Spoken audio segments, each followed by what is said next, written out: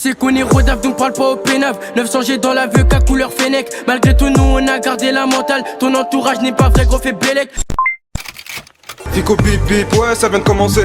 C'est les cités, ça prend pas la C. L'équipe, c'est parti pour une petite vidéo actu du jeudi. L'équipe, comme d'hab, c'est des deux sur Rousse 513 aujourd'hui. Juste l'équipe, dites-moi dans les commentaires ce que vous pensez de mon nouveau décor. Enfin bref, sinon je vais pas te casser les couilles, n'hésitez pas à mettre un petit commentaire, on commence avec tout de suite. Bah l'équipe, pour commencer cette petite vidéo actu du jeudi, on a Tovaryc qui a répondu par rapport à ma vidéo où j'explique qu'il y a eu 3 plaintes contre lui quoi. Et en gros il a dit, vous prenez les chèques vacances parce que c'est pas avec moi que vous allez prendre de l'oseille, avec des smileys morts de rire. Vous vous êtes trompé de rappeur, avec des smileys morts de rire. Et voilà, c'est la réponse de Tovaryc par rapport aux 3 plaintes qu'il a eu sur lui quoi. Ensuite, on a PLK qui vient d'être condamné à 1 an de prison à domicile sous surveillance électronique. Et c'est suite à la bagarre qu'il y avait eu en juillet. Il y avait même une vidéo qui avait fuité. Et comme tu peux le voir, il y a plein d'articles qui ont été publiés aujourd'hui.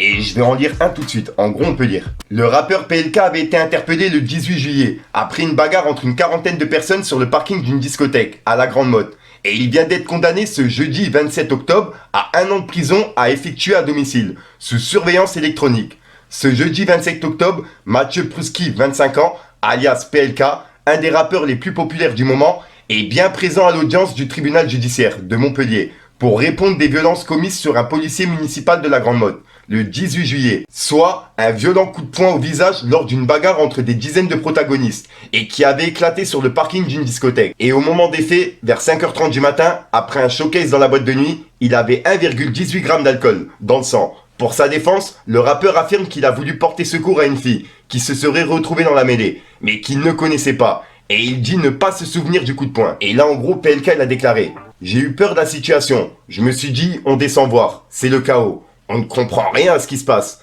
J'ai juste voulu arrêter la situation et que ça s'arrête. C'était dans la pénombre. La tenue des policiers était sombre. Et je n'ai pas reconnu cette personne comme étant un policier. Et à la seconde où j'ai compris mon erreur, j'ai arrêté. » Et c'est ce qu'il a assuré à la barre, alors que 2 patrouilles de municipaux et 2 de gendarmes étaient sur place. Et chacun se défend comme il peut. Il dit qu'il n'a pas reconnu les policiers municipaux, alors que dans un premier temps, il est retenu par un policier. Et ça, c'est la réponse d'une personne qui était au tribunal. Et juste après, ils ont dit « Et PLK se trouve en récidive légale d'une condamnation remontant de février 2016. Et il est poursuivi pour des violences volontaires, ayant entraîné 1 jour d'ITT, incapacité totale de travail.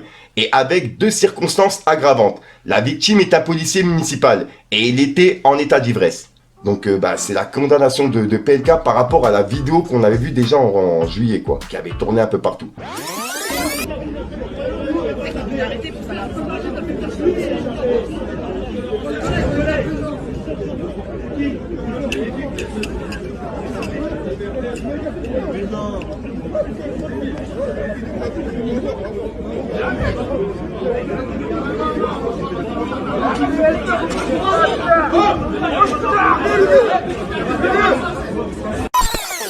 Ensuite, il y a Booba qui a laissé un message à l'animateur Ruquier, puisqu'en fait Ruquier va faire une nouvelle émission et il va inviter Jennifer, Magali Berda et Marlène Schiappa. Et Booba en fait il a dit « Ruquier, elle va parler de quoi Magali? Du vide? De ses escroqueries? Du vieux de 96 ans atteint d'Alzheimer qu'elle a dépouillé? Avec l'aide de sa mère Patricia? Je peux venir ?» Et il a mis un drapeau pirate. Donc en gros là il demande à Ruquier de l'inviter quoi. Ensuite Booba il a publié une vidéo de Julien Bert. Puisqu'en fait Julien Bert il a perdu sa grand-mère il y a pas longtemps. Sauf qu'en fait le jour où il a voulu faire une vidéo pour remercier ses fans, il a annoncé qu'il allait faire un mime. C'était vraiment pas le moment et c'est une dinguerie. Il a aucune dignité, c'est un truc de ouf. Bref, dites-moi dans les commentaires ce que vous en pensez. Mais on peut voir que Booba il a dit c'est réel cette histoire? Point d'interrogation. Et il a publié cette vidéo, regardez. Et ça m'a fait du bien, ça m'a aidé. Maintenant, voilà, faut reprendre sa vie, faut voir, faut se dire qu'elle veille sur moi, qu'elle est au-dessus de moi, qu'elle sera tout le temps là et que ça sera mon ange gardien. Alors d'ailleurs, ça m'a donné une idée. Donc j'ai eu une idée, c'est créer un mime. Je vais vous mettre le lien juste ici, il est créé, j'ai débâché, il y a déjà 8-9 posts dessus, j'ai déjà débâché, mais c'est pour la bonne cause. Ensuite, on a Aquabeb qui a laissé un message par rapport à tout ce qui se passe. En gros, il a dit « Très surpris et choqué de ce que je viens d'apprendre. Je vais faire une story pour tout vous expliquer. C'est vraiment choquant de voir comment les gens sont vicieux et se servent de toi pour leur intérêt. L'affaire Maes est beaucoup plus compliquée que ce que vous pensez. Il est loin d'être le seul responsable. Bref, à tout à l'heure. » Et c'est une story qu'il a mis il y a 2 heures. Il est actuellement 19 h. Il a rien mis pour l'instant. Je vous tiendrai au courant. Hello les amis, j'espère que vous allez bien. Moi ça va un petit peu mieux. Hier je vous ai fait une story en vous disant ouais c'est pas du côté de Booba ni du côté de LDS qui ont fait fuiter la vidéo. Je tiens à vite rectifier le tir parce que entre hier et aujourd'hui j'ai reçu énormément d'éléments qui prouvent que c'est clairement du côté de la piraterie. Alors je vous explique parce que moi je vous parle de ma théorie au tout début. Je me suis dit bon en soi je suis en bon terme avec LDS, je vois pas pourquoi qu'ils sortiraient la vidéo. Mais au final avec les éléments que j'ai reçus et ce que j'ai lu, c'est clairement logique en fait. Il y a les audios de Maeva Guénam qui sortent, ensuite après ça s'embrouille et au final la vidéo elle sort sur Twitter pour faire Maes. J'ai vite compris. Sachez que Maes ça sera pas le seul à couler, je vous le dis clairement. Parce que j'ai reconnu une personne parce que j'avais pas du tout suivi les réseaux sociaux et j'ai reconnu clairement une personne qui m'a bien tabassé ce jour-là et qui au final crie sur Twitter. Donc oui Marsou, je t'ai bien reconnu et excusez-moi pour le décalage, j'ai mon téléphone qui a bugué. Donc je vous disais clairement concernant Marsou, oui je l'ai reconnu et il y a une chose que vous devez savoir, je pense sûrement. En 2017 j'avais parlé de Booba, j'avais sorti des dossiers sur lui, donc le combo en 2017 je parle de lui et qu'ensuite après en 2018 je parle de Maes, ça l'a clairement motivé. Donc dès qu'il a eu la vidéo il était bien content, hein. On va pas se mentir, hein, ça fait une pierre deux coups. J'ai parlé sur Maes, j'ai parlé sur Booba et puis du coup là je comprends pas trop pourquoi il fait le mec en mode ouais regardez ça se fait pas, homophobe et tout, sachant qu'il avait la vidéo depuis bien longtemps. C'était la première personne à l'avoir déjà.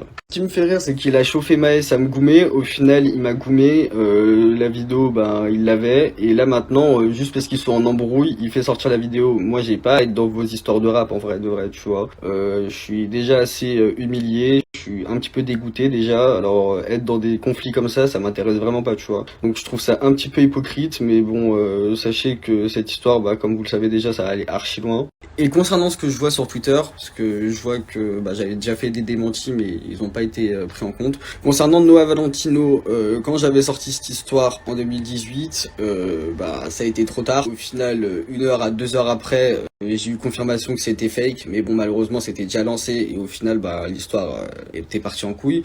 Mais je tiens vraiment à le dire et c'est pas parce que y a toute cette polémique ou je ne sais pas quoi, parce que c'est juste il faut rétablir la vérité.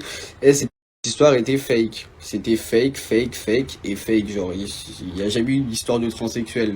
C'est juste un mec, il a vu Maes sur les réseaux sociaux et au final il s'est tapé un trip. C'est tout, genre, c'est du mytho, genre, un malade mental. En tout cas, vous inquiétez pas, demain je vais encore bien parler. Je vais encore bien continuer à parler parce que cette histoire-là, elle est pas finie.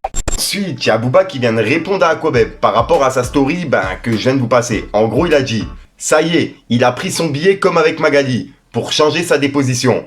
Maintenant, prouve le petit, avec un smiley mort de rire. Bientôt, il va nous dire c'est moi qui l'ai agressé, avec des smileys morts de rire. Hashtag la théorise. Et il y a Aquabeb qui lui a répondu. En gros, regardez. Alors, je suis actuellement en train de lire vos messages. Vous me parlez tous de Magali Berda juste parce que j'ai dit que Booba était à l'origine de la fuite.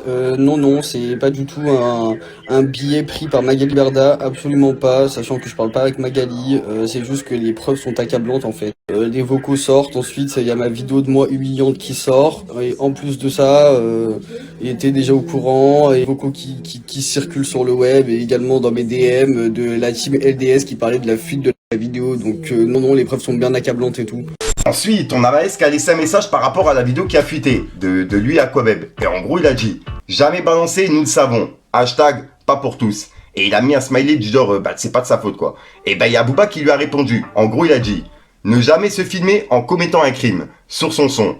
Et ne jamais envoyer la vidéo de son crime à Dylan Cherry et Blatus. » Et il a mis un smiley mort de rire et un smiley qui se tape la tête. Et juste après, il a dit « Quel abruti. Hashtag Pablo Escobabe. » Et il a publié la vidéo de Maes avec Aquabeb dans la voiture quoi. Ensuite, Booba il a continué de piquer Maes. Il a publié une ancienne publication de Vald qui date du 21 mai 2014. Et on peut voir que Vald il avait dit « Franck Lucas est une balance. C'est bizarre que des rappeurs se surnomment ainsi, non ?» Point d'interrogation.